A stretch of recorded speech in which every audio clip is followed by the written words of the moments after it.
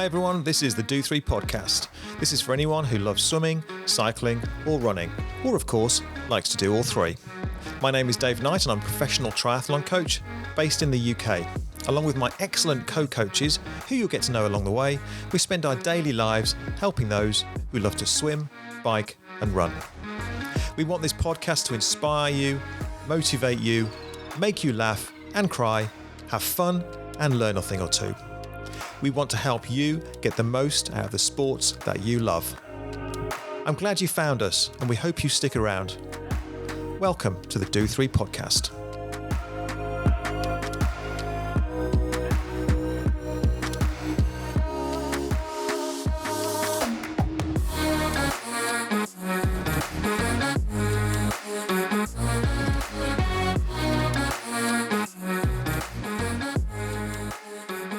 Hi everyone, welcome to the Do3 podcast. First of all, we're just going to run through what we did last week. What did we do last week? Q&A, wasn't it? Yep. Coaches Q&A. So if you haven't heard last week's podcast, it was episode 3. We covered a load of questions which were sent in to us by people from athletes from our community group, which we'll talk about a little bit later on, and also various kind of social media platforms, that kind of thing. And mostly it was about kind of newbie triathletes, wasn't it? Getting into from crawl, starting out, yeah. And it's quite a lot of swimming questions, wetsuit questions, that kind of thing. So we spent, it was a fairly long session actually, wasn't it? We covered about 2 of the 1,000 questions we were sent in. So really interesting. It covers all sorts of ground. So if it's a general Q&A you're looking for, then obviously have a look at episode 3, so last week's episode. Right, what's to come today? Community, we're going to go through some community results. So results from people who are in the Do3 community, which kind of speaks for itself really, I guess. And also a little bit about what's been happening. So in fact, let's start with what's been happening. What's been happening, Corinne? What have you been up to? What's been happening? Should we start with last night? Okay, go on. Last night we had our second full moon swim at our open water swimming venue at Compton Verney. We had a beautiful night for it last night, didn't we? It was so warm. The lake temperature is nearly the same as the indoor swimming pool. It's about 25 degrees. It's lovely warm, so lovely to swim without a wetsuit. Everyone was lit up with lights in their hats, lights in their tow floats, and we had fairy lights all around the sort of the entrance to the lake and around our cakes and everything. So it was beautiful, very pretty, quite a magical atmosphere. I think everyone had a lovely time. Yeah, it was lovely, wasn't it? So 100 and how many did we have in the first 2 sessions? It was 80 in each, wasn't it? 80 in each of the first 2 sessions. So 160 people and then 100 in the night swim. What was the moonlight like? The moon, when it came up, was absolutely stunning. Unfortunately, it didn't come up until most people had gone, which was a bit of a shame. I saw it on the way home. We saw it on the way home. It was a beautiful moon last night. Yes, that was good. What else have we been doing? How can I not remember what we've been doing this week? It's been mad. We did a Sunday ride last week. A few of us went out. We've been riding we've got the On the Edge middle distance triathlon coming up in Warwickshire. The race that we run in a couple of weeks. So 2 weeks on Sunday. So a few of us rode the route on that. Mm-hmm. It's a nice bike course. That is. It's a very nice bike course. The middle distance route, particularly called On the Edge because it goes up Edge Hill. So it's got some lumps and bumps in it. It's a nice course actually because it's lumpy the first half and then it's like a time trialist course the second half, isn't it? So it's got a bit of everything for everybody. So that was on Sunday. And we will be doing that again this weekend as well. Doing that again this week. Yeah. And we've got our race coming up on the 31st of July. So in the run up to the race, we're going to be riding the routes for both the sprint distance and the middle distance on Sunday mornings at 10:30 from Compton Verney. So if you fancy joining us for the ride, whether or not you're doing the race, the short ride is 20 miles? No. No, it's not as much of that. It's about God, we should know this, shouldn't we? It's 20k. 20k, yeah. Who's organising this? 20k for the short course, and the middle distance race is just under 90k the bike ride. Yeah. So if you fancy coming along to one of those, they're no drop rides, so all abilities welcome. Yeah, it's about 1,000 degrees as well, isn't it? On It's Sunday? going to be really warm on Sunday, so if you are coming along, make sure you bring plenty of water, plenty of sunscreen, and we'll be taking it nice and steady. You've been training this week? Have I been training? Yeah. Of course I've been training. I know you've been training. What have you been up to? I've done a couple of runs. I've got a brick session to do today. A few swims. I've done a bit more open water swimming this week, and some bikes. Obviously, biking's the best bit. Some nice bike rides. Yeah. Well, I haven't been doing much. A couple of bike rides. Trying to hang on to your tail for whenever that was. Monday. Kicking my arse at the moment. But yeah. Anyway, anything else? No, just the regular. We have our swim squads pretty much every morning, apart from Sunday morning when we've got open water. So we have our swim squads 6 days a week, and then Wednesday evenings we also do sort of front crawl development sessions. So we've got lots of people coming along to those. They're really good fun. So we see who we've got on the night because we have different people every week. We have a look at what their stroke's like, and then we kind of tailor the session to who we've got, and we play around with some drills and some exercises to try and help improve their front crawl. So if you fancy that, that's 8 o'clock on a Wednesday night in Leamington if you're local. So as usual, book in on the app. Yeah, and while you were doing that, I had a great video one-to-one with Scott, who I'm sure he won't mind me telling you is 60, but he's been swimming his whole life. And yeah, had this sounds bad saying this, but he had plenty to work on. So even though he'd been swimming competitively as well, there was still plenty of things that we could tidy up on his stroke. I think he was really pleased with the progress that we made. Sounds like a very good cyclist, actually, winning the Tour of Cambridge in his age group, which, having done the Tour of Cambridge myself and seen the speed of some of the guys out there, is just awesome, really. I couldn't kind of get my head around almost being able to be truly competitive in one of those things. Coming at this is from a triathlete. So that was good. I think he was pleased. With that. So that was our week. So we've got some community race results to go through. So if you've not heard this before and you're wondering what the community is, so we have an online community. It's actual and literal community as well in terms of athletes who are local to the area. So we're based predominantly in kind of Warwickshire in the UK. But also an online community. So if you're based further afield and you want to get involved with the online community, we'll put some links in the kind of description and the comments section down below. And it's, what would you describe it as? It's somewhere where you can, it's a bit like a Facebook group in terms of you can talk to people and you're kind of, who are interested in the similar kind of thing, i.e. swimming, cycling and running things. But there's also groups in there, so you can kind of break down into kind of more focused discussions. You can find things that you're interested in really easily. Say you're searching for gadgets, you can search for a Garmin or something and it'll go through the whole index and all the chat about Garmin will come up. Events, lots of local events, training programs, kind of courses are going to be added over time. So there's lots and lots of stuff in there. So the best thing to do if you're interested is have a join up, have a hunt around and see what's in there and see if you like it. And that's what we refer to as the community. And obviously, we try and report how people are doing and the results, and try and share everyone's journey on here and all that kind of stuff. Mm-hmm. Sounds a bit cheesy, that doesn't it? But you know what I mean. So yeah, have a look. So if you're into anything swimming, cycling, running related, and you want to see what people are talking about and ask some questions, maybe look for some help and advice and support and all that kind of stuff, then take a look at that. But again, we'll put the link down below for that. Not a huge amount of results to go through compared to last week. It was mad last week, wasn't it? Do you want to start? Yeah, so shall I start with James, who swims with us at Solihull.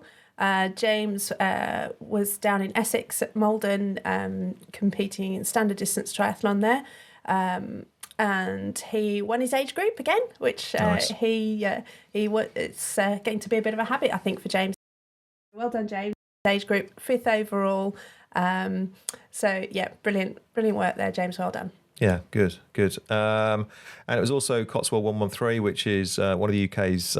Cotswold Classic. Cotswold Classic, I'm sorry, which is one of the UK's kind of regular middle distance races, I guess you'd call it. And it's a 70.3 type distance, so middle distance race. Christian, what do you say? It's hot, very hot. Managed to bag a PB, 8-minute PB, 4:48, nice. So I was extremely pleased. Forgot to smile for the finish line photograph, though. Oh dear, Christian, you have to go back and do another one then, and make sure you get it. Make sure you get it right. We also had Ollie Spicer racing at Cotswold Classic as well. So yeah, I think the general theme for races at the weekend was the run was really hot. Yeah. So I think that's a given at the moment. Not as hot as it's going to be for anyone racing this weekend, though. We haven't got it on here, have we? But Anita raced on Saturday. Yeah. We had Anita and Flo racing at Woodhorn. Anita was racing in the standard distance triathlon, which was a qualifier. I should have checked whether it's a world's qualifier or a Europeans qualifier for next year. But Anita, as with James, took the win in her age group again. So very well done, Anita. And we had another win in the sprint distance aquabike at Woodhorn with Florence Carruthers, who won her age group in the sprint distance aquabike. So well done, Flo. Nice. It's good. I just realised we haven't actually told you what we're going to be talking about today. Did you notice that? No. We're professionals. So today, last week was Q&A, as I said before. This week we're going to do a bit more of a kind of a deep dive into a particular kind of subject area, and that's going to be the what we're going to do every kind of 4 weeks or so. And kind of coming out of the back of last week's Q&A, really. We mentioned we've got quite a few questions from new athletes wanting to get into the sport or where to start and that kind of thing. So we thought we'd spend a bit of time talking about how to kind of get the balance right, where to start if you want to get into triathlon, if you're new to the triathlon, brand new, or you're fairly new to the sport, or I guess if you're looking at changing kind of tack in terms of going maybe from a sprint to a longer distance race, and how to kind of balance up the training. Where to start, basically, if you're brand new to it, where to start, how to fit it around your kind of wife. Well, I guess that's true. A life and wife. that probably works quite well, that. And all sorts of things like that. So that's what we're going to talk about today, isn't it? Yep. Right. Okay. So we've kind of broken this down into kind of a few subject areas. I guess there's quite lots of ways you can cut this subject up, really. But we're going to talk about, we're going to start by discussing what the kind of thing you're looking at achieving. So whether you're brand new to the sport or whether you've been in the sport a while and you're looking at changing races or doing something slightly different, looking at what you're trying to achieve and why. Time availability, have a chat about that, how to kind of maximize your time in terms of the actual time that you're putting into training and more generally as well. Have a little bit of chat about a little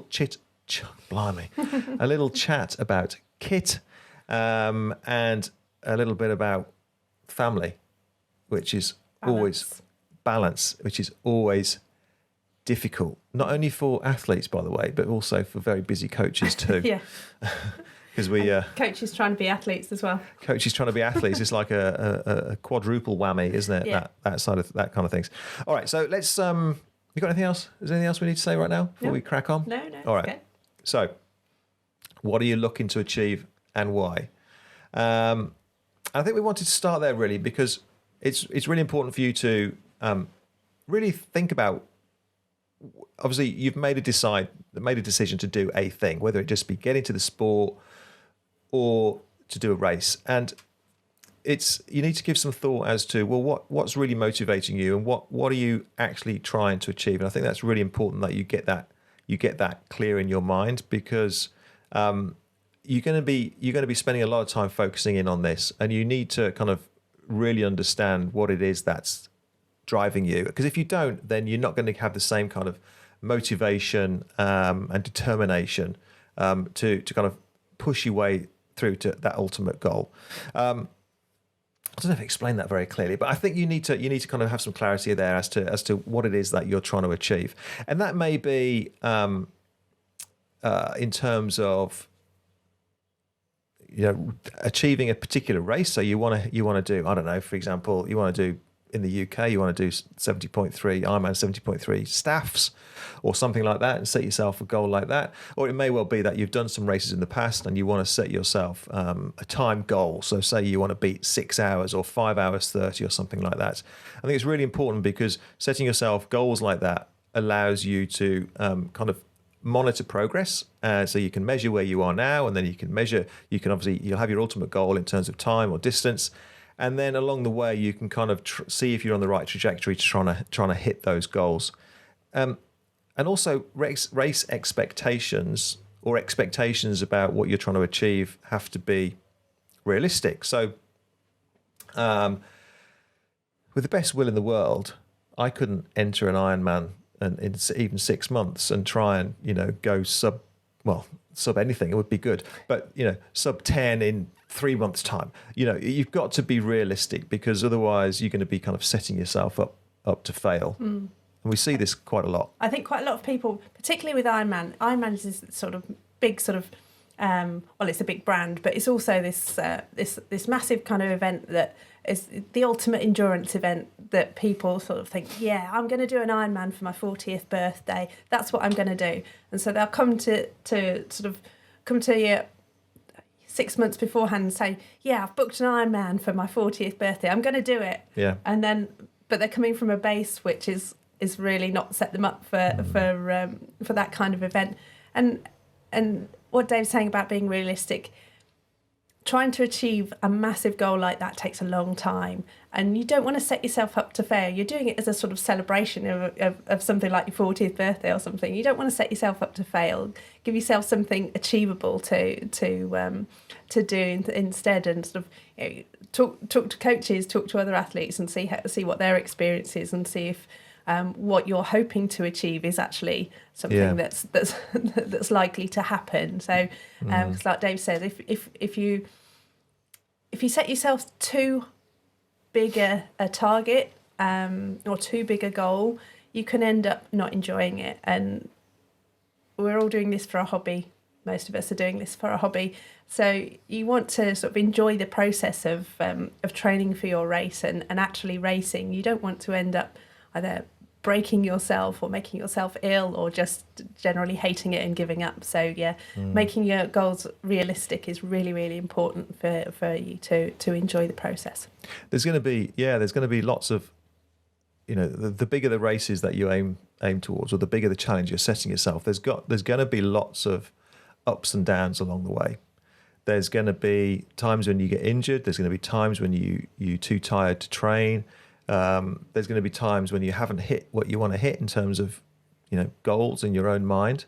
And if you're not kind of, if you're not really kind of dialed in and focused on that goal, it can be, or if it's unrealistic and you're constantly failing to hit those targets, then it can become really demoralizing.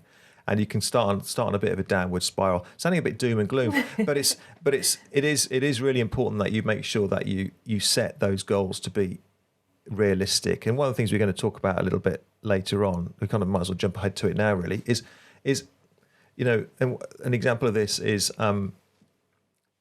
so. For example, you're setting. We're using an example of going to do Ironman 70.3 staffs. One of the things we're going to talk about later on, I say we might as well kind of start touching on it now, is we get a question all the time about how long does it take to prepare for a race? So, how long do I need to prepare for a sprint? How long do I need to prepare for a middle distance or a standard distance or an Ironman or whatever it happens to be? And it's quite a difficult question to answer, isn't it? Because it depends where you're coming from. We deal with a lot of athletes, a lot of people who have got a decent training background, so they've got a good kind of general fitness base and they're used to training regularly. But we do also get some people who are coming at us completely from literally zero. And of course, they're going to take quite a considerable amount of time longer to get to, any of the goals than somebody who's been training regularly. So if you're somebody who If you're somebody who is like literally starting from not doing any exercise whatsoever, and you want to do your first ever, it could be your first ever sprint triathlon. It could take you longer to do that than it would be someone who's regularly training to do an Ironman. You know, it depends where you're kind of coming from. So you're going to have to try and give that a bit of thought yourself, but maybe try and put kind of a bit of a benchmark on that. I don't know what you think about this as well, but say for example, you're someone who's never done a triathlon before, you do very little training, very little exercise, and you set yourself a goal of doing a sprint distance race. So, I mean, our sprint distance at the race that we run at Compton Verney it's actually a sprint with a short swim. So it's a shorter sprint, isn't it? It's a super sprint swim. So it's a 400-meter swim. What did we say the bike was? 20k. 20k bike, and then a 5k run. So that's the target. Now, if you're coming at that from complete zero, then of course in triathlon you've got to. So it sounds obvious. You got to train your swimming, train your cycling, train your running. So not only are you having to start exercising full stop, you're having to do 3 different types of sports and get fitter and better at each one of those. And you've got to be able to combine them all together in one go. And combine them together, yeah, and combine them together. So what we would generally suggest for someone like yourself is that you don't put too much pressure on yourself in terms of time goals initially. I mean, give yourself a long run in. I mean, our standard, I shouldn't use the word standard, it's confusing, shouldn't I? This our normal sprint distance training program that we kind of work with people on is how long is it? 16 weeks? No, 8 weeks. For a sprint distance, it's 8 weeks plus 4 8 weeks weeks. plus 4. I'm losing my mind. 4 weeks lead in. 8 weeks plus 4. So that's 12 weeks, and that's for people who are in reasonable shape and is training already. Now you're going to have to get used to, as somebody who's coming from zero, you're going to have to get used to just doing regular exercise, full stop. First of all, because if you try and bite off more than you can chew, you're not going to be able to achieve the sessions, get through the sessions. It's going to be too much for you. You know, you won't be able to go out and run for 20 minutes because you might not be able to run for 5 minutes. So you're going to have to be really sensible in terms of where you pitch it. And I would have a period of time, give yourself, for example, 3 months or so, where you are just setting yourself a target, for example, of going out and doing, for example, I don't know, say 5 sessions a week, where you're exercising for 20 minutes to half an hour a day, something like that. So you just get used to the regularity of the frequent training on kind of back-to-back days, but also with a couple of rest days in there as well. And just let your body adapt to that regular exposure to, you know, effectively putting yourself out your comfort zone and doing things you haven't been used to doing for such a long time, or probably since school for some people, I guess. And then you'll soon get a handle on how your body's reacting, because you will get aches and pains, how your body's reacting, and then you'll quickly notice improvements, won't you?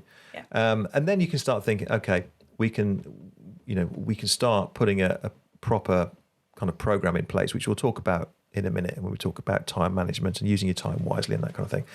So that's a very kind of long-winded way of saying, if you're coming at this from zero, then be realistic and give yourself lots of time to just get used to training before you go embark on any kind of training plan. If you're training regularly, again, we generally have what we call a 4-week lead in, where we do some testing and you get used to the system, and we all get used to you get used to the different types of session that we use, and then we go on to an 8-week training block for the sprint itself. So that's how it works if you're you're fairly fit and you've been training regularly. You've got anything to say about that? I was going to talk about longer distance races as well.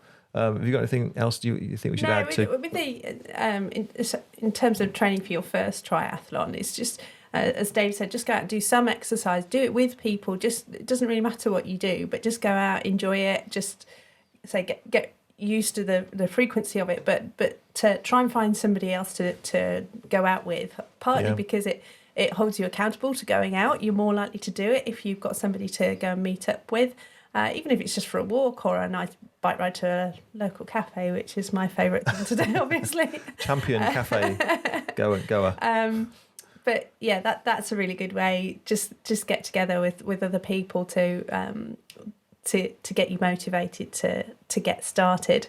And yeah, I think when you're first starting out and you've made this decision you're going to do a triathlon, find one within that sort of time frame that Dave's mentioned there. Find one to do, so you have set your goal. So don't just start and say, I'm going to do a triathlon next year sometime.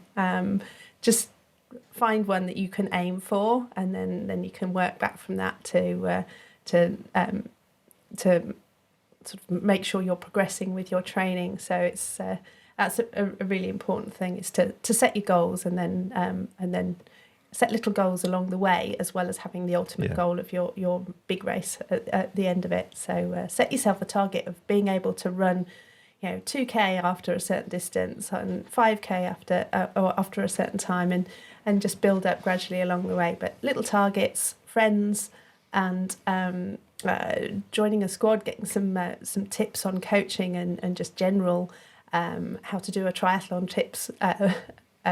It's great to get involved with other people. Yeah, there's lots of turnover in the sport as well. We get lots of you get people coming into the sport and doing their, they might come in and do an Ironman. That's their kind of big goal, and they'll disappear out again.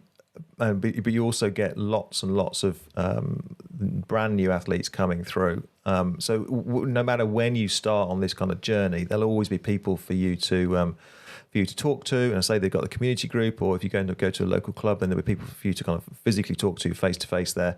There's always been people around, because the concern, I think, is always that you're going to be the slowest one, you're going to be the most unfit one. We hear this like week in, week out. You're not going to have the right kit or anything like that. It really doesn't matter. You know, there's always, no matter what race you go to, there's always a massive variety of people of all ages, shapes, sizes, kit, and everything, and everybody's welcome, and everybody supports everybody else. So it is a very welcoming and friendly community, an inclusive community. So don't ever feel afraid to ask for advice, whether you're in training or whether you're even at the race, because people will be happy to help. So don't be afraid of it. Just get involved, because it's great fun. It really is great fun. And once we've talked about doing our first race, and I think if you ask most triathletes, they'll remember their first race, and having a real, the buzz after the race lasts for ages, and then that's it. You're hooked, and then as soon as you've done your first one, you're looking for the next one and the next one and the next one. So it's quite an addictive sport, so be warned, but it's really good fun. Do you remember? Well, you must remember your first race. Very much so. My first race was at Bedford Sprint Triathlon in Bedford, funny enough. Pool-based try, and I can't remember much about the swim. I can remember the run hurting quite a lot, but I particularly remember the bike. I wasn't a cyclist. I was brand new to cycling, and I was on a road bike, and I was in fact, that ride, I think it was a similar distance, 20k. Nobody would have been if it was a sprint, I guess. That was literally the furthest I'd ever ridden on a bike. My bike ride in the race was the furthest I'd ever ridden in my life. It's crazy, isn't it? We don't recommend that approach. We see that approach on all sorts of things, don't we? People doing Ironman is their first thing, and they've never ridden that far. So and I wasn't fast. In fact, I was probably pretty damn, slow, but I was there and I was doing it as the start of my journey, which is a really exciting thing. So it doesn't really matter what you're doing. All I can remember actually was hearing this boom, boom, boom, boom, boom, boom, like kind of noise coming, and then people absolutely flying past me on bikes I'd never seen before, with solid wheels and kind of weird stuff. Means you must have beaten them in the swim if they were coming past you. No, I was just thinking about that. I'm sure it must have been, they must have been setting us off in reverse order or something. Because that certainly wouldn't have been the case. Mountain bikes going flying past me. I was on a road bike. I bought myself a road bike, secondhand Trek road bike, which was about size 60. It was way too big for me. I didn't know any difference, and absolutely getting smashed to bits by people who were going past me like I was standing still. I think I went on my own, actually. Just went there, did it on my own, did the run. The running was the easy bit for me, although I was still suffering. And still feeling really proud about, taking 2.5 days or however long it took me to get round. I've got no idea how long it took me. But, and even though I knew I hadn't done very well, the fact I wanted to find out who these people were and how they were managing to go so fast. And I was motivated to improve the cycling for sure. And like I say, again, that was the first race. You've got to do your first race at some point, haven't you? What was your first one? My first one was the Avenger, which is at Ragley Hall in Warwickshire. It's 70.3, so half Ironman distance. Also wouldn't recommend doing that as your first You're race. One of those. It was in the run-up to my 40th birthday. I was set a series of challenges by my husband to do before my 40th birthday, and I'd always run, I'd always cycle. He's regretted saying that to you, hasn't he? I bet. And I've done all 3 sports all my life, basically, and I'd been talking since probably my 20s about I should really try and put them all together at some point, and so I did, and I entered this race, and I knew the swim and the bike would be fine for me because I was quite comfortable with both of those, and then the run is always my weakest, it always has been, always will be, and it was a sort of an off-road run with lots of sort of rutty bits through the woods and through these horsey fields with sort of holes in the ground. Horsey fields? Yeah, well, they're fields with horses in. There's lots of... it'd been muddy and then dried out, so there lots of ankle-twisting holes in the ground. But, nice. It was great, and I had absolutely no idea whether I'd get round because my training wasn't really very structured at that time. It was a bit all over the place. It was all or nothing, usually all to the point of breaking.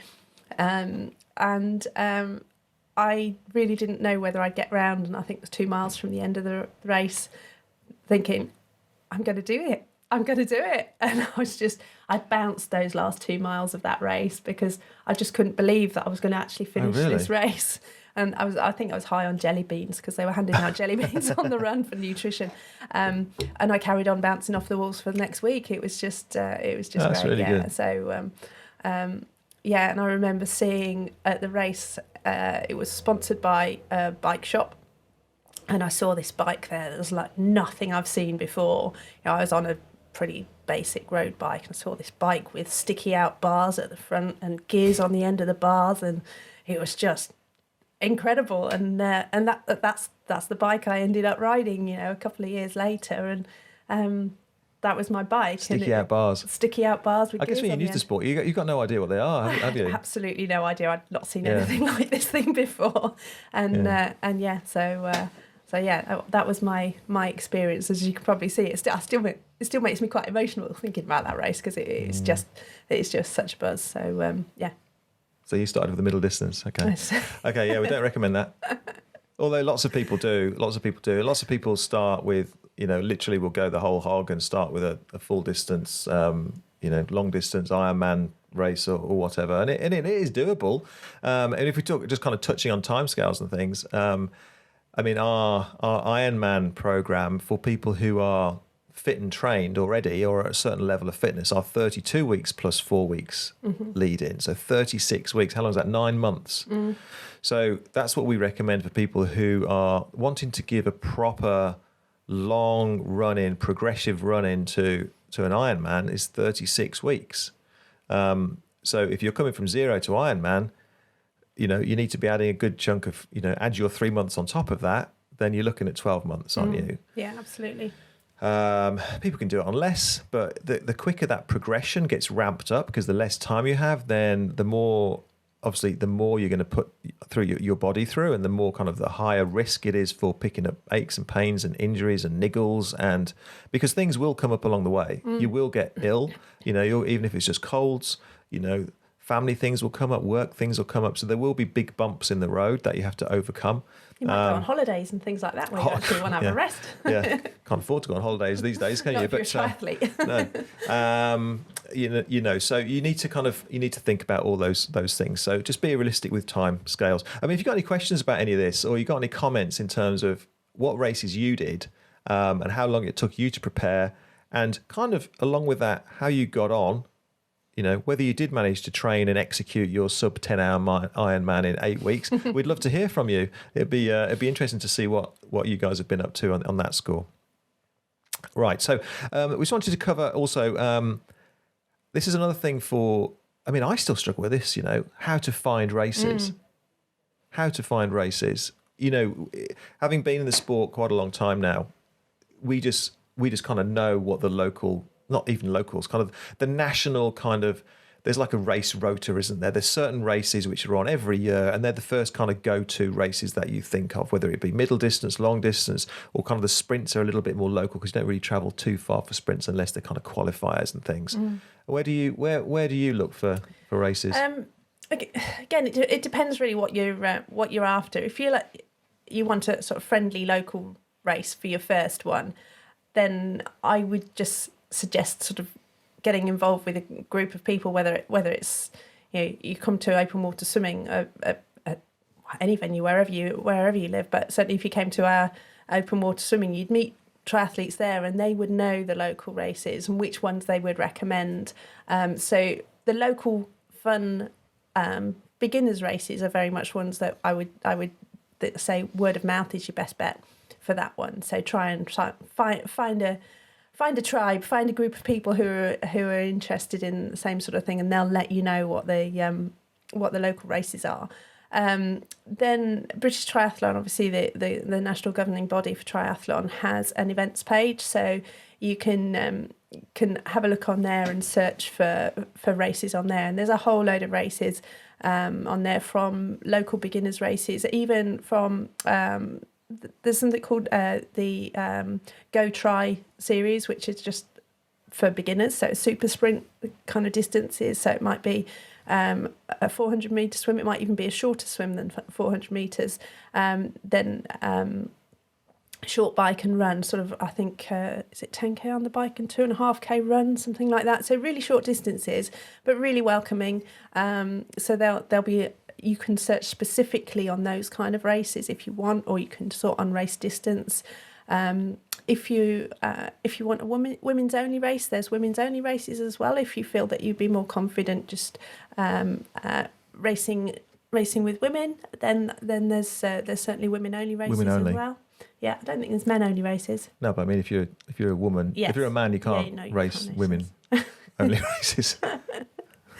Sorry, so just thinking. So British Triathlon is a good one for race entries. There's also quite a lot of sort of websites like I've forgotten the race one that Find a Race. Find a Race. We've got to mention Find a Race because that's the one we use. Yeah, Find a Race. They do all sorts of races, so you can look for sort of running races. Clues in the name, really. Triathlons and all sorts on there. So yeah. But number one, I would say ask around, because then you'll learn what a good race is. Because there are also races. Some races are closed road events. So if you're a little bit anxious on the bike, it's really great to do an event there's quite a lot on things like aerodromes or around rowing lakes and things like that. So it's nice to sort of be reassured that there's not going to be traffic on your bike leg, so people will be able to tell you. There's a place like Bedford Autodrome, Eton Dorney Lakes. Good ones. Some of the outlaw ones are on closed road events. Is outlaw on closed roads? Partly. Yeah. So that's something worth thinking about, whether you want a closed road event. Yeah. Okay. So I don't think there's anything else to cover on that. Pretty straightforward.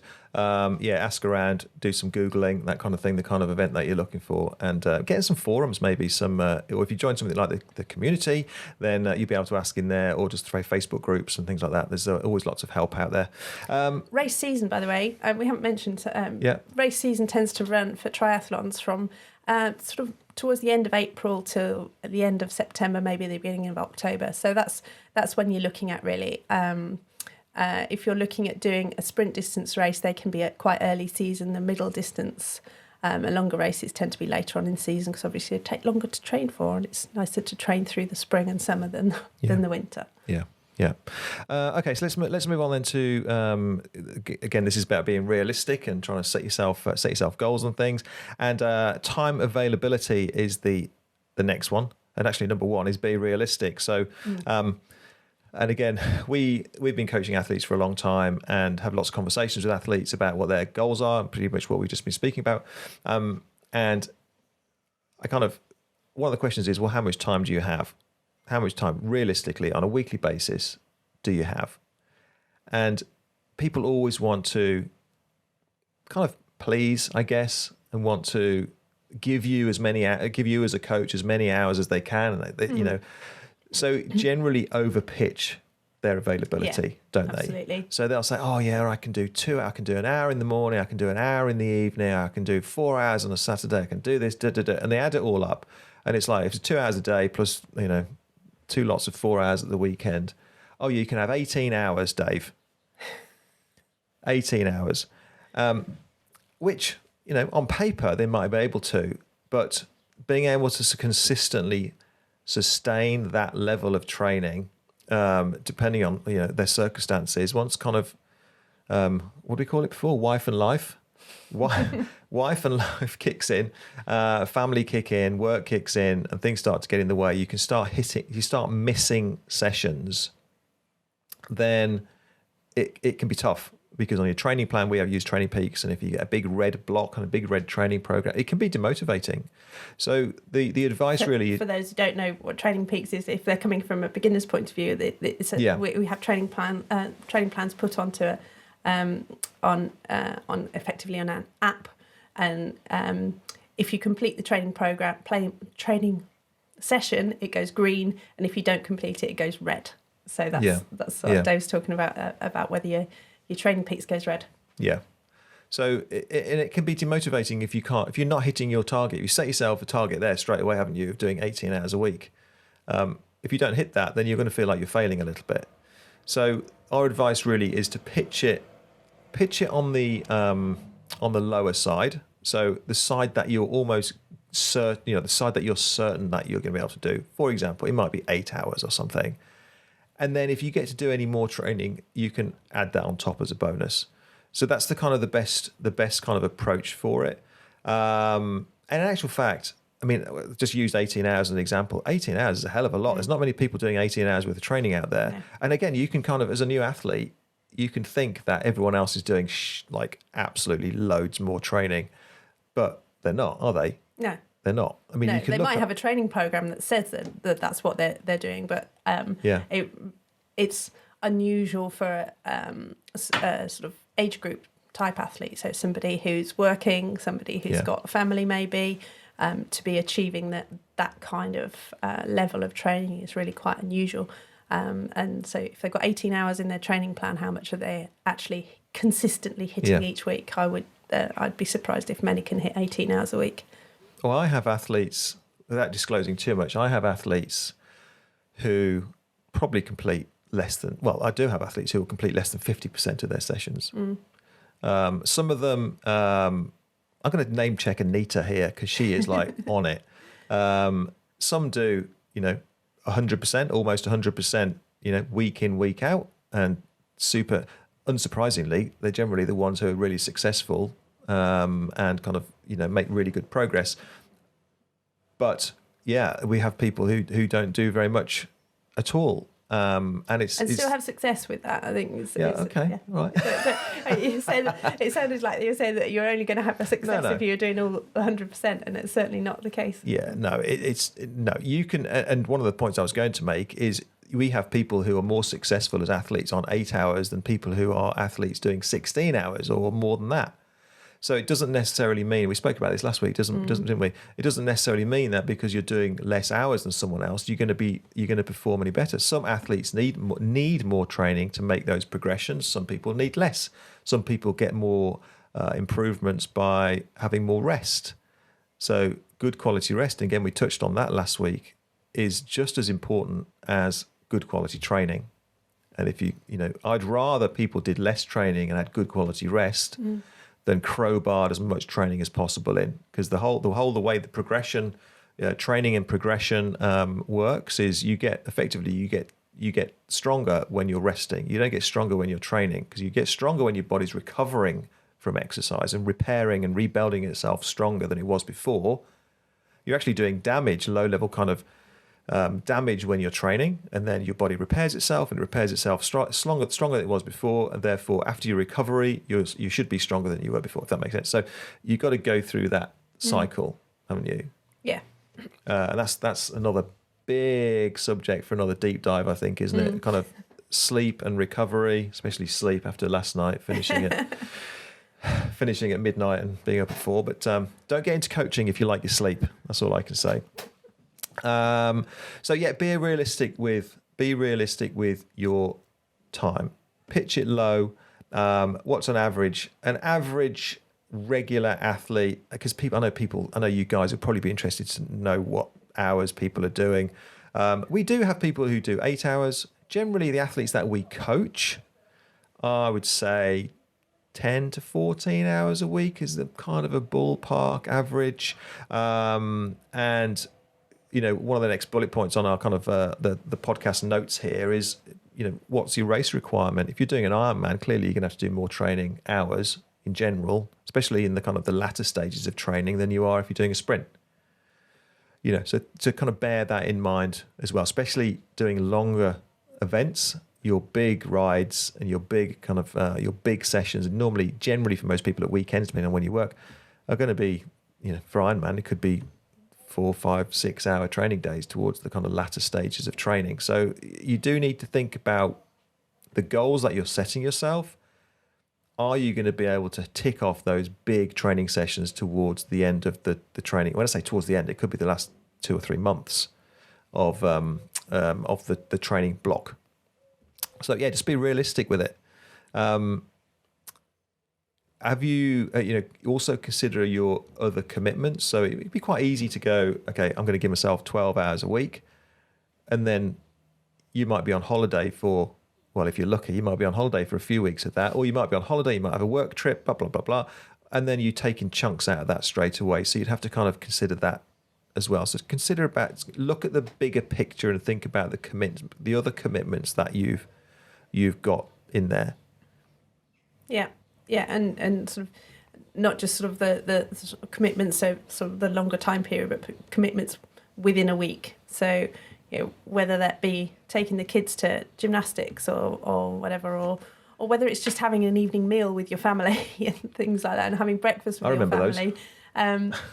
Don't think, right, I get home from work at 6 o'clock and then I can go for a 2-hour training session, because then, it's 8 o'clock and you haven't eaten, you haven't seen much of your family, and then you wanted to go to bed at 9 because you're going swimming at 5 o'clock in the morning or whatever. So just think about sort of realistically, what are your commitments during the week? What do you not want to sacrifice during the week in terms of time spent with family or time doing other hobbies that you might actually have something else in your life other than triathlon, and it's really important to keep up with those as well. Don't think that if the family get up at 7 o'clock, you can fit in your training or if your family get up at 7 o'clock and then the kids go to bed at 8 o'clock, that you can fit in your training before they get up and after they go to bed, because that's cutting your recovery time, your sleep down, and going to bed when you've trained at 8, 9 o'clock at night. Your body's still burning, it's hard to sort of calm down and get a decent quality night's sleep if you're training late in the evening. So yeah, think about when you can actually train during the day and during the week as well, and what's actually going to be beneficial for you, and whether say reducing those hours down and sort of fitting in an hour's training session a day rather than 2 training sessions a day, or a longer training session. It's actually going to be better for you to do that shorter time. Try and fit in, even if you fit in sort of half an hour after work, and you can fit in half an hour run at lunchtime or something like that. If you can fit into short sessions, then that's great, and that might be the way that works best for you. And it doesn't necessarily mean that because so and so is doing it this way that's the best way and that's the only way. You can work your training completely differently from somebody else and still have just as much success with it. Yeah, and actually the next item on our show notes we wanted to cover is maximising your time, which is what you're talking about there. Really is you have to think about how can you maximise the time that you have to train, and what I mean by that is, can you do some training around your existing life? So, for example, cycling to and from work. It's quite a straightforward one. Get quite a lot of athletes do that, or they do that in addition to their bike sessions as kind of low intensity additional kind of volume. So cycling to and from work obviously saves the planet and all that kind of stuff as well. So that's good. Swimming is one which is quite difficult for people because the whole process of leaving the house, you're getting your kit, leaving the house, driving to the pool, doing your session, getting yourself ready, driving home again. Like an hour's swim could turn it, if you're 40 minutes from the pool, it could turn into a 3-hour round trip. And that's difficult for people. It's difficult for people. So try and swim straight after work. So the journey is actually, there's no additional journey to go swimming. Try and build it into the kind of the framework of your week. Or there might be an alternative way of doing that training. So if you're aiming to do, let's say, 3 swims a week or even 4 swims a week, but each swim is taking you 2 or 3 hours out of that day because of the travel and everything that Dave's talked about, is whether maybe one of those swims becomes a session with a dry land session, working with swim cords and doing some sort of some technique work to make sure that you've got good technique for those times when you can get to the pool. So if you do a dry land training session with some stretch bands or something, you can do that at home in half an hour as opposed to taking 3 hours to get to the pool and do a session. Yeah. So just think laterally about how you can maximize your time. Also maximising your time, you want the time that you do invest in training. So say you've got your hours training session that your hours time that you've allotted on that given day. You want to maximise the returns you're going to get on that. So how do you do that? As a person new to the sport, you probably don't even know, where do you start? What do you do?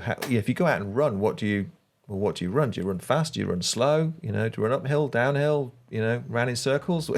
If you were me, you'd just go out and do the same run every time and try and beat the last time that you did it. That wasn't the way to do it. Yeah, I think you say the same route. I don't mind doing the same route day in, day out. I'm quite happy with that.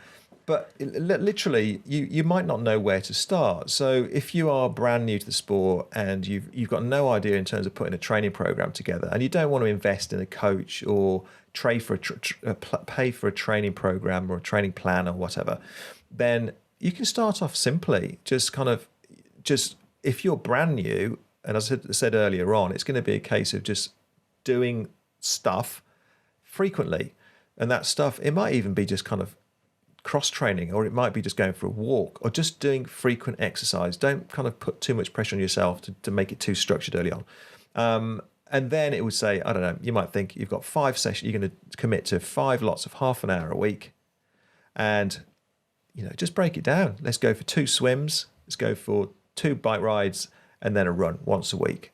And then just keep it nice and easy in the early days, and just get yourself used to doing regular training.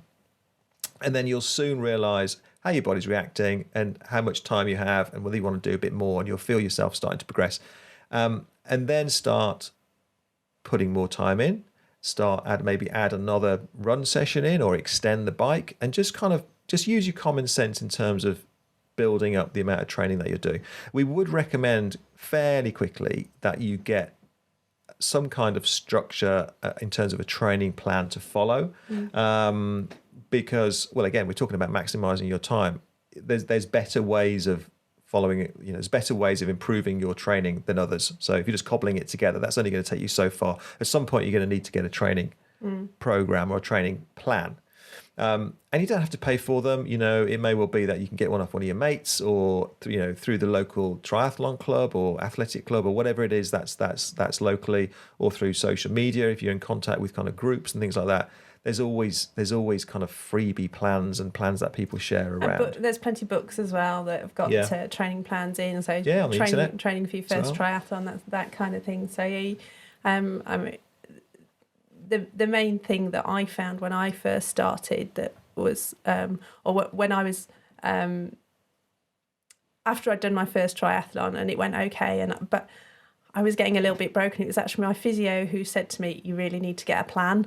You need to get a coach, because you're going to break yourself seriously if you carry on training the way that you're training at the moment." Which, as I said, was basically to do everything as hard as I possibly could, and it's quite common. It really wasn't the way to do it, and so I very quickly learnt that not every session has to be hard, and actually.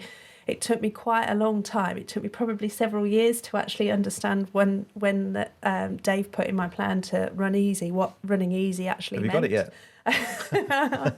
I'm trying. And that's probably one of the most common things that we see actually, is that athletes don't do easy sessions, or if they've got easy sessions in their plan, they don't do them as easy as they should. Dave's talked a little bit about recovery, but there's other benefits to doing the sort of much slower stuff. So not every session needs to be as hard as you can. Then you tend to get into a sort of grey zone of training where everything's kind of a bit mediocre. And you need to have some really easy sessions, and then you need to have some sessions that really challenge you.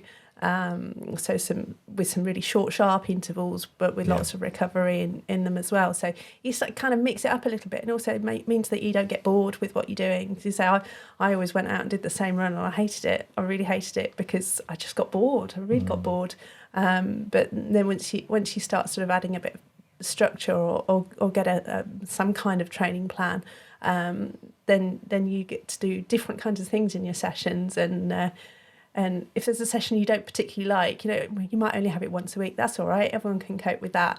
But you don't want to go and run a route that's got all the same hills in every session that you go out. So, mixing it up is really important to help you carry on enjoying it.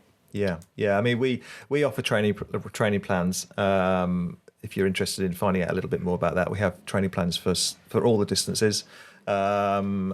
Using Training Peaks as a platform to deliver it. So if you're interested in finding out a little bit more about them, then again, we'll put some links down below. So you've got some training plans that you can follow, and they're suitable for all abilities. Nearly. So the only kind of hesitation I have on that is if you're absolutely brand new, then I would certainly go through that phase of just kind of getting yourself moving regularly first, and kind of doing half an hour 5 times a week or thereabouts, and just getting used to being out and about and being active before you kind of jump onto the training program. But you can start off a pretty low level, can't you? And ultimately we can, through the community, there's guidance, and people, if you're struggling, you're not quite hitting what you should be hitting, you don't quite think you're there yet, then talk to the community or send a message to one of the coaches, and we can kind of help you out on that side of things. We can always advise about sort of dialing things back a bit, and if it's the run, there's no issue with walking for some of the run. You can walk your recoveries, you can run it, and that's no problem at all. So just talk to other people. Don't battle on alone and feel that you can't change anything. There's always ways of changing training plans to suit you. And I've got a note here as well, kind of work on your weaknesses. I made a comment about working on your weaknesses. So if you are doing your own training, it's very easy for you to do the bits you like. So it might be riding your bike or going for a run.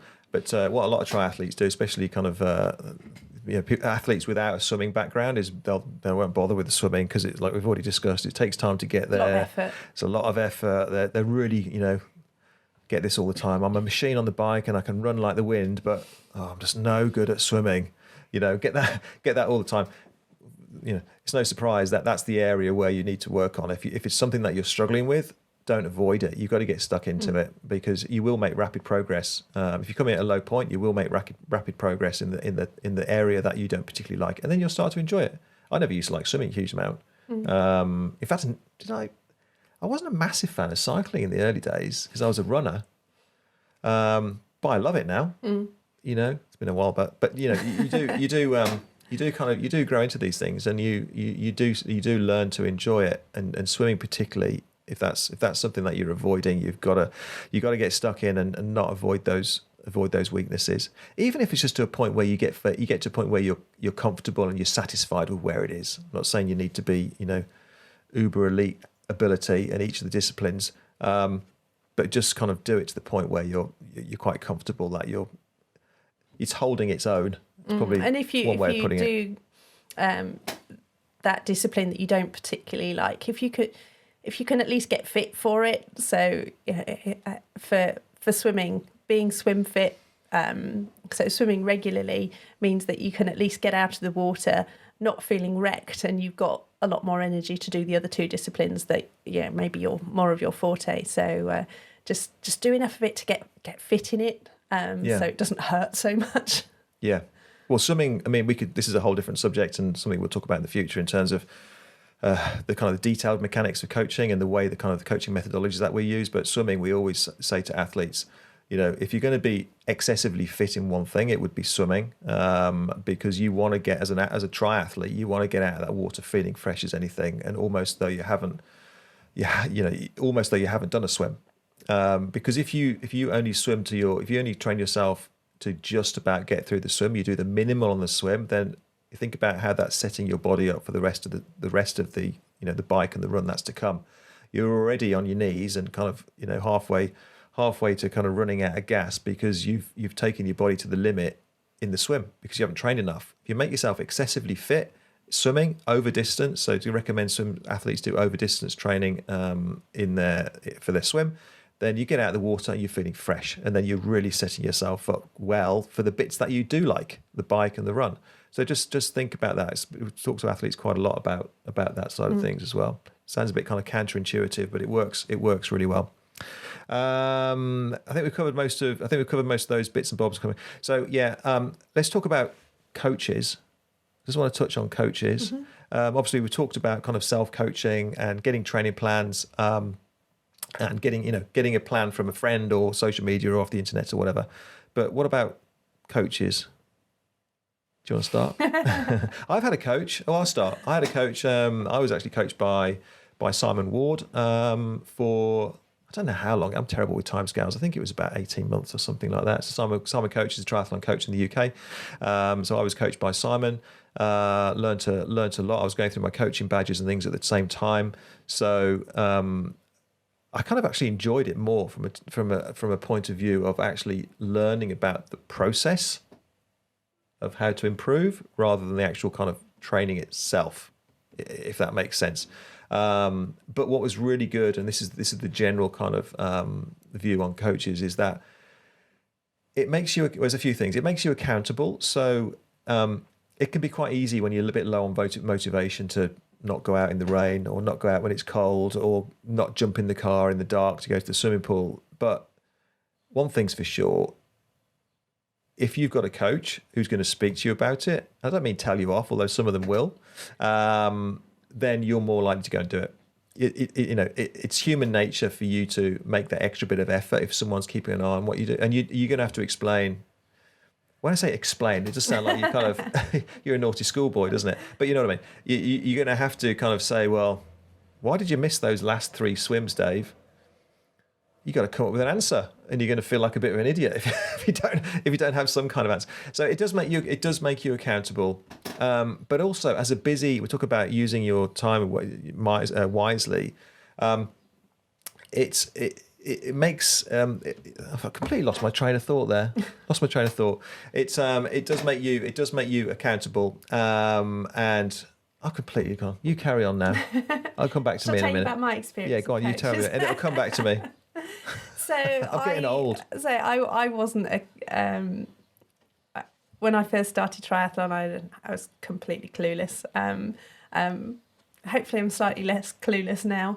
And I was recommended I get a coach because I was doing okay in the races that I was doing, but I wasn't training well. I wasn't training smart at all. And so my physio put me in touch with Dave, and 7 years later, I'm still here. I had a memory then. So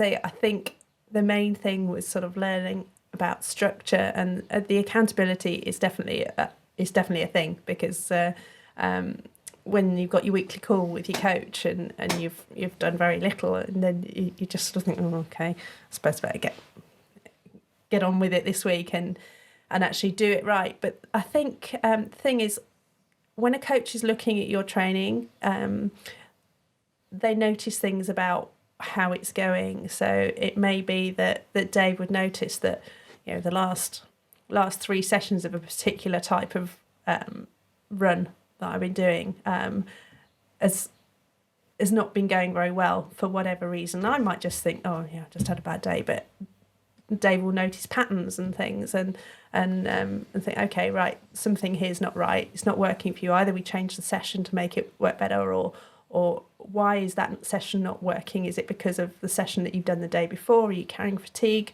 or what's going on? So Dave will pick up on things that I wouldn't notice myself. I tend to sort of just do the session. Now I can just do the session, and your coach will have a look at it, and they'll notice things about it that you might not notice yourself. It means I don't have to think about it, because when I was sort of...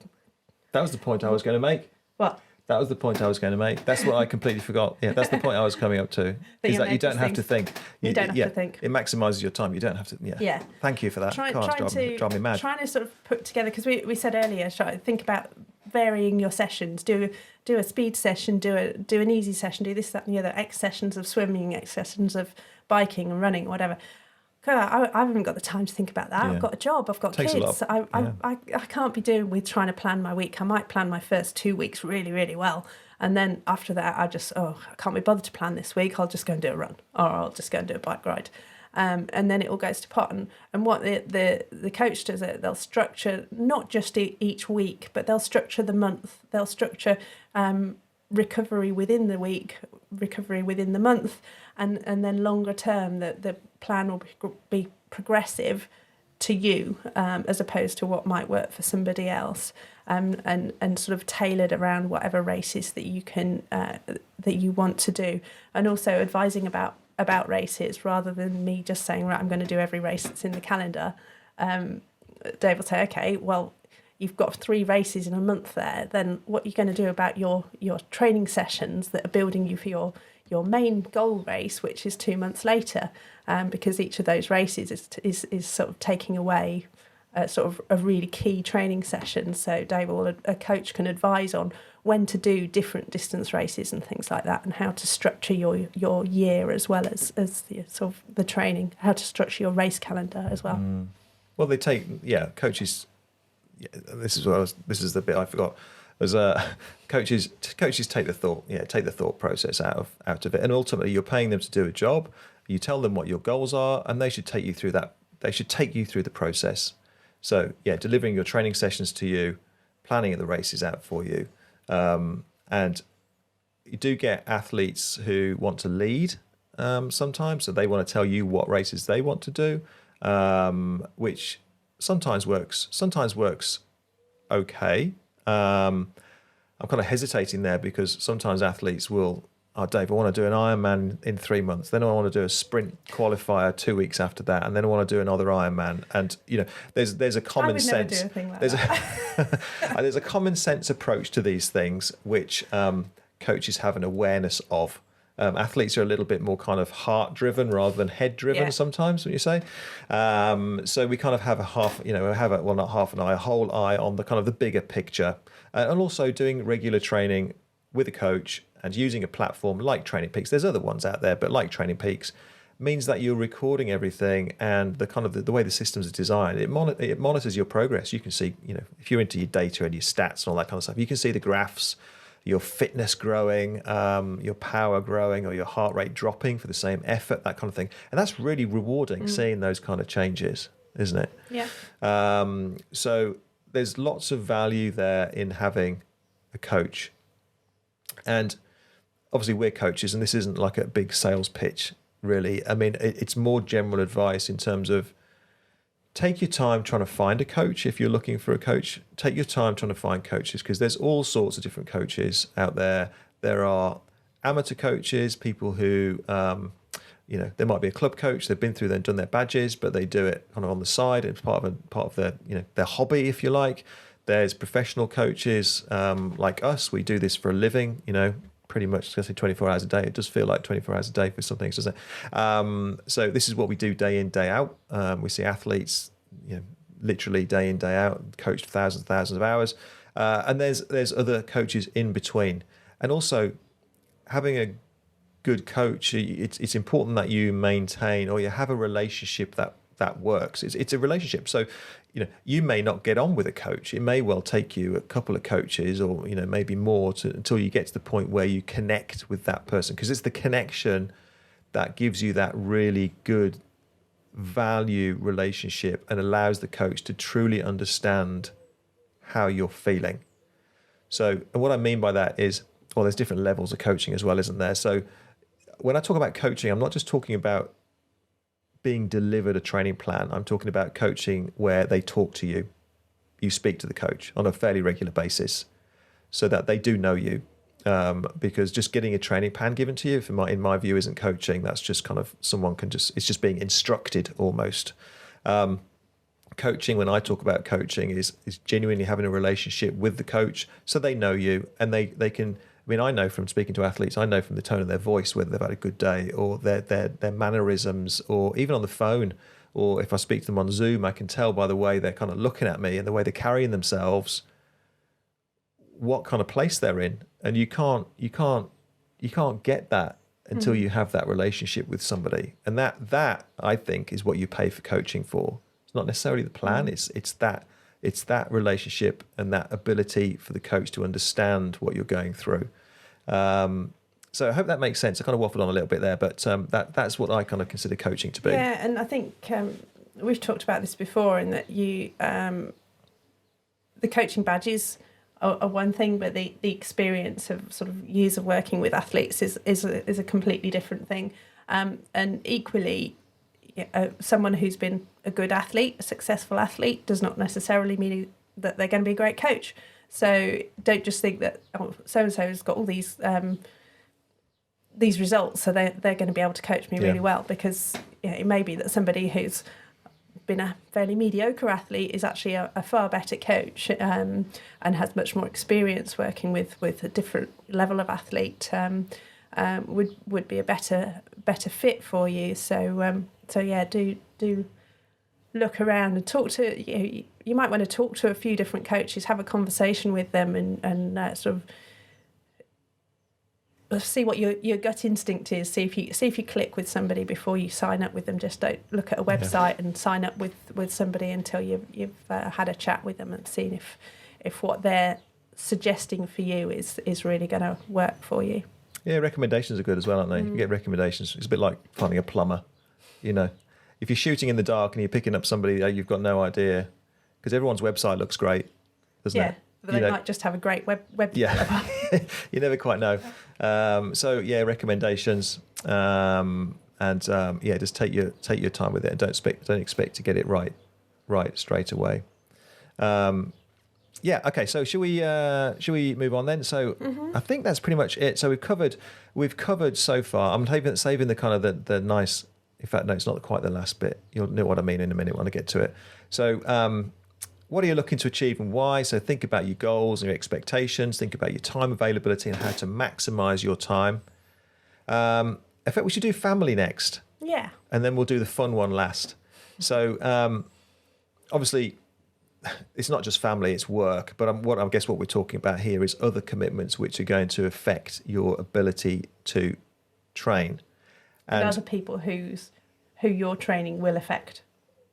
Yes, your training that's a better way. Just affect you. Yeah, that's a better way of putting it. So I guess what I'm saying is, don't decide you're going to become an Ironman one day and then ditch the family the next. And become so focus driven that your wife forgets what you look like or your husband forgets what you look like.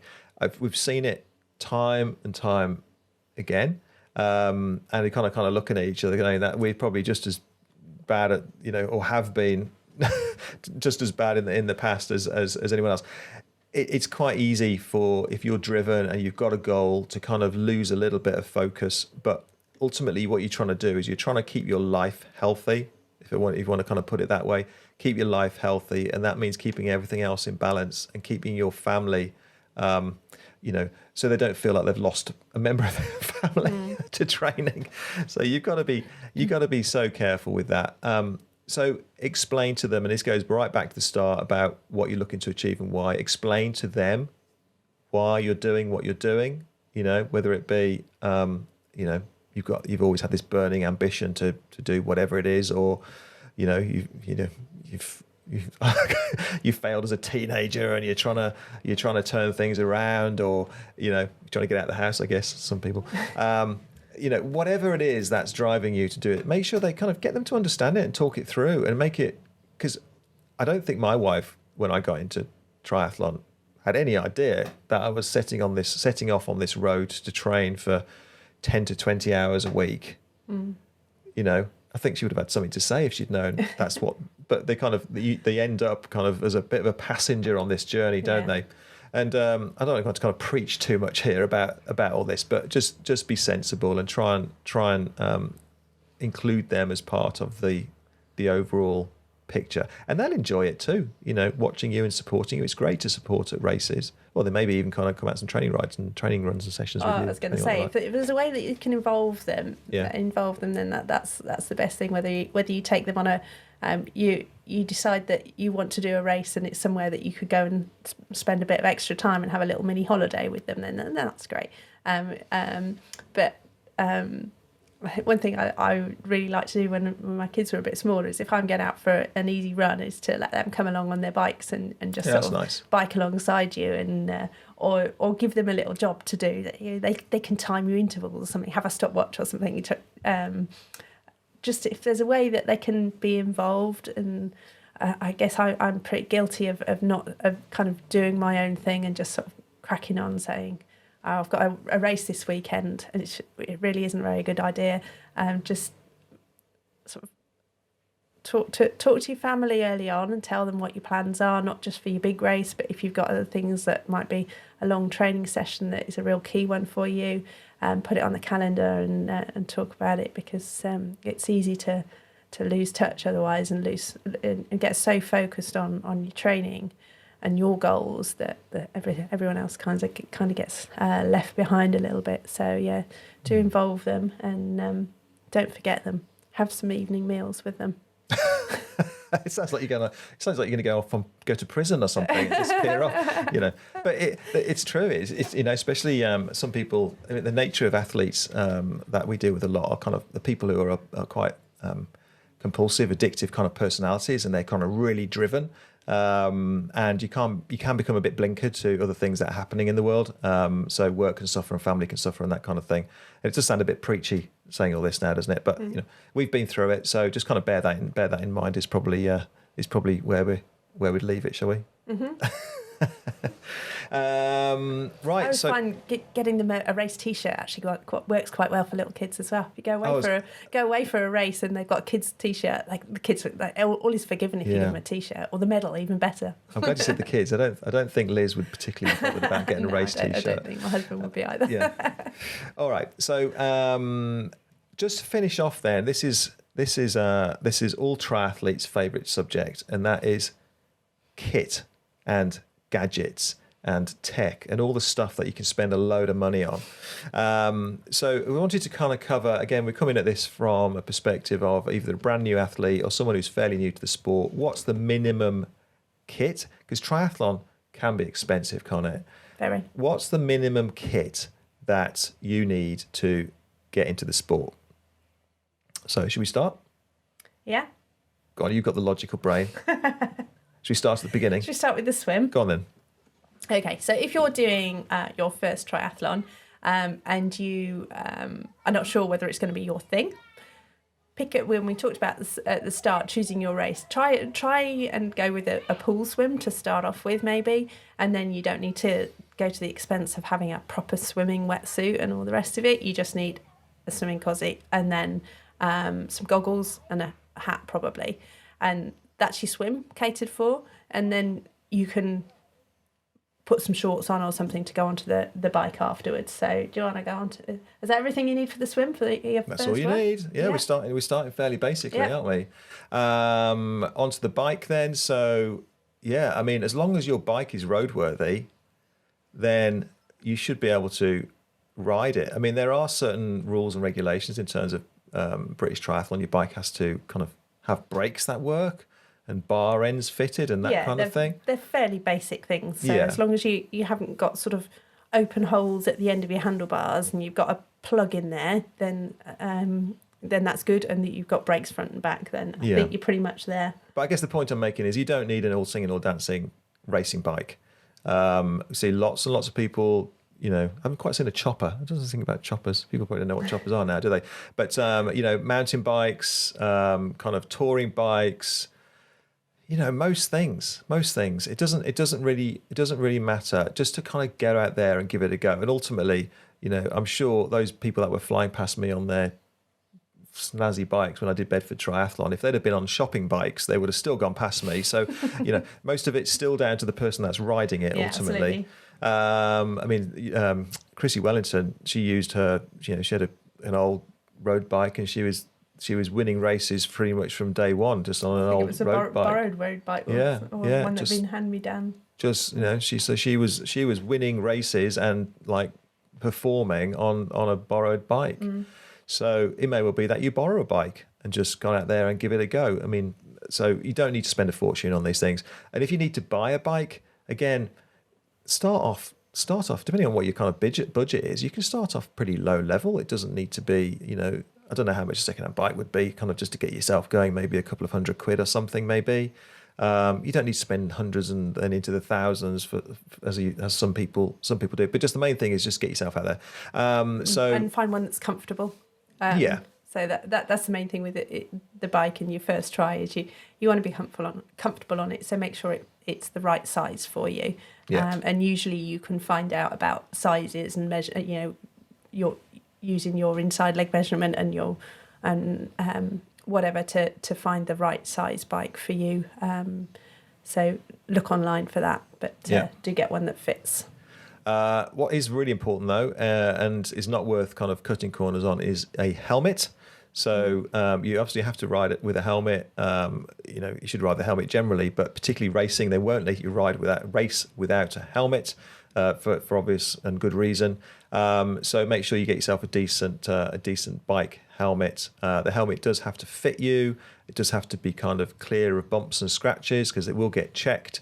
It has to have a strap which works and is kind of fairly nicely fitted, so it's not too tight, not too loose under the chin. So get yourself a good quality helmet because again, without sounding too kind of preachy, it can potentially save your life. And we have seen some pretty nasty pictures of helmets when people have fallen off and things. So they genuinely do their job. So don't cut corners on that. Just with helmet in terms of fit, make sure you wear your helmet down here on your head. Don't put it up here. It won't really do fat lot for protecting your head if it's way up here. So it's one of my do people wear them up there, do they? Yeah. Okay. And I see a lot of children with them up here. It really that's one of my bugbears because I have had the crash where I landed on my head and my helmet was split front to back. Make sure that your helmet is properly fitted and you should be, without the straps done up, you should be able to shake your head and your helmet not really move or even put your head upside down, and your helmet should still stay on your head. So do make sure it's really well fitted. So there you go. There's my bit of preaching. Okay. You don't need to worry about bike shoes that clip in because you can just wear kind of trainers. In actual fact, we were talking about this the other day, weren't we? If you're doing a sprint for the first time, it'll actually be quicker for you to just have trainers on and just jump off and straight onto the run without messing about. So don't worry too much about that. You don't need to worry about fancy bike gear particularly. I would probably say glasses are a good idea because when you're on your bike, it's things like little flies, and sometimes you get a bit of grit kicked up from passing traffic or whatever, that the dust isn't very nice in your eyes. So some cycling glasses are good for protecting your eyes. Yeah, and as you get into it, you'll want to buy some more kind of clothing. And what you'll realise if you're new to cycling is if it's fairly cold, your hands will get cold. So some gloves and things like that. But you wouldn't necessarily need to worry about that too early. If it's just your first early race and it's a sprint, that kind of thing, you'll be fine with most things, really, wouldn't you? Do you want to do the run? Run's pretty straightforward. Yeah, isn't it? run's pretty straightforward. So you run in whatever you were cycling in, and a pair of decent trainers. So just again, find a pair that are comfortable and that work for you. You don't need to have. There are so many different trainer companies selling you if you overpronate, underpronate, or this, that, and the other. You need this kind of trainer, and this one will work for you. Just get a pair that are comfortable and are not too old and sort of baggy, because you need a bit of support in them. And make sure you've run in them plenty before race day, because like with every piece of kit, don't try anything new on race day. Don't just go out and buy a new pair of trainers the week before the race. Run in them for a bit before the race, because otherwise you can get quite sore feet. Well, they would have done all their training before the race, wouldn't they? So they might have treated themselves for the race. I guess that's true. Yeah. So go faster trainers for the race. We recommend, if you find some trainers that work for you, just buy more pairs of them. So don't we get this quite a lot where people have some trainers which they like and work for them, and they wear out and they want to buy some new ones. They buy something completely different. If you find a pair of trainers that work and your feet move quite well and they're not giving you any aches and pains and things like that, try and buy the same shoe or the very close similar shoe if you can, because we see lots of injuries that are caused by people suddenly making a change, because shoes all move slightly differently and fit your foot slightly differently, so just be careful with that. I did my first, in fact I don't know what shoes I wore for my first race, I can't remember, but I can remember when I first started properly running, I was running in fashion trainers, I think they were basically tennis trainers or something. You don't know until you don't know. I didn't know they were proper running shoes. Absolutely crippled my feet. In fact, I can remember one run. I got my wife to drive out and drop me off, and I wanted to run 10 miles. So I ran back 10 miles in God knows what shoes they were, but I was in absolute agony by the time I got home. So don't do that. You don't need a huge amount of kit to get going. If you're doing short races, you don't need to worry about carrying any food, so belts or anything like that, because generally they're quite short. I guess what's always nice to know is how long you're going for. So maybe a basic kind of sports watch of some description would be nice to have. So you can keep an eye on how long you've been kind of training for, or how long you've been out there for racing. You have to remember to kind of press the start and stop button, because it's not much good if you don't remember to press the start button. If your budget is a little bit higher, I think it's really worth considering getting a watch which will kind of allow you to monitor your effort level. I don't know if you'd agree with this kind of for a newbie, but again, if you've got the budget, they're not too expensive. You probably get a heart rate monitor for, I don't know, 100 quid or something like that. Most of these will communicate with your training software, and it'll give you a lot more information, especially if you're being coached, give you a lot more information in terms of how hard you worked during that run, whether you went too hard, whether you weren't going hard enough, whether you went off too hard and then kind of, had to slow down as a result. It's really useful to be able to monitor, have some kind of data that you can monitor to see how your effort went during that event. It's not really important in the very early days, but again, if you've got that kind of thing, then wear it. It's really useful to have a look at afterwards. And again, if you've got a coach, it's really good. I mean, it's quite difficult to coach remotely unless you get some kind of feedback from the athlete, from their kind of, the gadgets that they wear. We have lots of athletes who wear Garmin watches, or more athletes are seem to be wearing Apple watches now that measure this kind of stuff. The Apple watches don't communicate with Training Peaks in the same way that that Garmin does, but there's also things like the Wahoo and Sunto watches as well, which some of them are more focused on one discipline. Some might be good for running, some might be good for swimming. A lot of the Garmins, particularly, I know about because that's what I've always worn. they're great for all three disciplines, and they're great for triathlon because you can record the whole triathlon and just sort of press the lap button between the different disciplines, so you can pull out each element of the race if you want to, if you're so inclined. But say it's not necessary if you're doing your first one. Just to you get your race time at the end, whichever race you're going to get, and they'll tell you how fast your swim was, how fast your transitions were, and how fast your bike and your run are. So if that's all you want, that's all you need. So it's not vital, but if you want to progress things, then they're certainly a useful tool. Okay. Right, so that was kind of minimum kit required. Just for fun, should we talk about maximum kit required? Well, I don't know if there is a maximum, is there? Well, you're probably right. Because I think every triathlete always wants the next thing. You never feel like you've got everything. What's the most expensive stuff you can buy then? Well, it's got to be the bike, hasn't it? And how expensive does your bike get? Well, it's got to be 10 to £12,000 now. More than that, I would say.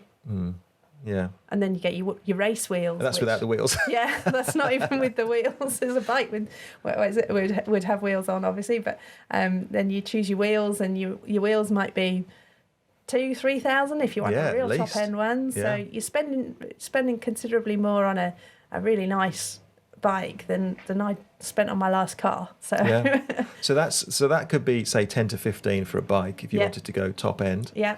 Then you'd need a bike fit to check that you fit it, which you could go to a wind tunnel and pay over £1,000 for sort of aero testing and full bike fit and everything like that. Yeah, that's another £1,000 then. Okay. Kit, you can get race suits, which are £300, maybe more than that. Yeah. For a hydrophobic, aerodynamic, all sorts of amics. Yeah. kind of a bit of kit, so you could get one of those. That's your tri-suit, but then over the top of that, when you swim, you might be looking at a wetsuit that will cost £600, something like that. There's I can forget the name. There's a more expensive brand around at the moment that people are starting to wear, isn't there? Can't remember what it is now, but yeah. It's one of those fancy European brands. Yeah, so maybe £700 for your wetsuit plus. Yeah, I can't remember what that brand is. And then a swim skin, maybe in case it's a non-wetsuit swim, the water's too warm, you wear a swim skin because you're not allowed to wear a wetsuit. So what does a decent swim skin cost? Well, I've got a swim skin I've never worn. Is that what you're getting at? I've never even bothered getting one. I've got a £200 to £300 swim skin. I've never. So if you're out there and you need a swim skin, I've got a swim skin. You could. Well, I'm not going to sell it because it's too expensive, but you could buy it. What else have we got? Trainers. Trainers are expensive now. Trainers are ridiculously expensive now. If you get the carbon plated. Have you got a pair of those? I might have. But I was very, very generously. They were very generously donated to me, so I didn't buy them. I haven't. But they're what do you call them? Go faster shoes. My cheat shoes. Cheat shoes. So they're pushing £300, I think. Some of the carbon plated trainers. Yeah. So and you don't just need one bike either, do you? Going back to bikes. Yeah. You need a race bike, so your time trial triathlon bike, and then a road bike for when the course is really hilly or whatever. You might want to have a different kind of bike. And you can't ride that in the winter. No, so you've got to have a training bike as well. Yeah, winter bike, and then you need a turbo. A turbo trainer, yeah. It's endless, another isn't it? £1,000. It's endless. So yeah, you could spend probably well into five figures if you're so inclined, and if you had that kind of money, which most of us don't. Yeah, you'd be surprised at how many people do that, throw that kind of money at it, and it's not a necessity really. And again, it sounds like a bit of a sales pitch for being a coach, doesn't it? But people are very quick to spend ridiculous amounts of money on kit when the reality is the thing that's going to get you the most success and the most progression is having a good quality training program that you stick to and you're consistent with, and whether that be with or without a coach. They're the things that are going to give you progress. There's no point spending £10,000 on a bike if you're missing half your training sessions. So just be sensible with it. I mean, I kind of normally call it the 90% rule where, you will, the cheap stuff and the things that we spoke about in the kind of the earlier part of the conversation are the things that are going to get you 90% of the way. The expensive things, like the things we've just spoken about at the end of the conversation, they're the wheels and the bikes and all that kind of stuff. They're going to take you another 10%. But focus on getting the easy stuff right first, the consistency, the regularity, and that's why. That's kind of, I guess, just to summarise, that's one of the reasons we've kind of covered all this today, isn't it? Because if you plan it right, you have agreement with the family about what you're doing, and you plan out your time, and you stick to the training, and you're structured, and all that kind of stuff, it will take you the bulk of the way there to being a successful athlete, won't it? And I think, with the athletes that we've got, that the ones that are the most successful aren't the ones that are the ones that thrown money at it. They're the ones who've sort of stuck with a sort of a reasonable bike, but not sort of the latest thing by any means, who've just been consistent with the training over the years. And it can take years, the training, to build up to a level where you're competing at sort of at a good level of competition. It takes years to get there, but it certainly doesn't mean that you need to spend £10,000 on a bike. It really doesn't. It really, really, really doesn't. Yeah. There's a lot of second-hand gear out there as well, isn't there? There is, yeah. You don't need to spend a lot of money. Anyway, so I think that's pretty much... That's everything? Covered that? Yeah. Is that a child? I don't know if you can hear that, but there's a kid screaming their head out. That's probably telling us that we've been on the podcast for too long now, so maybe it's time to draw line under it. Well, I hope you found that useful. I think we've covered most things there for how to kind of make your first steps or your early steps into the sport. Hopefully some things for you to think about. Again, if you're interested in finding out more about coaching or the training programs, that kind of thing, then check out the links which we'll put down below. And I think that's the main thing really, is just you give it a go. Just get stuck in, and you'll probably one of us, or one of thousands of people who do their first one. And like Corinne said earlier, as soon as you finish, you're looking at your time and going, I can take 10 seconds off here, I can take 5 seconds off here, I can take a minute off there, and all this kind of stuff. So you're gonna get hooked. You'll get the bug, and then you'll spend 10 grand on a bike within 2 weeks. I've never spent 10 grand on a bike. No, neither have I, as it happens. In fact, I've never spent more than 2. No. That's very sensible. Very sensible. I haven't even spent 2. No. All right. Okay. So I think that's it for today. Just to talk about next week. Next week we are going to be putting out our recent interview we did with Swim Smooth founder Paul Newsome. So Swim Smooth are the world's leading kind of swim coaching, front crawl coaching organisation.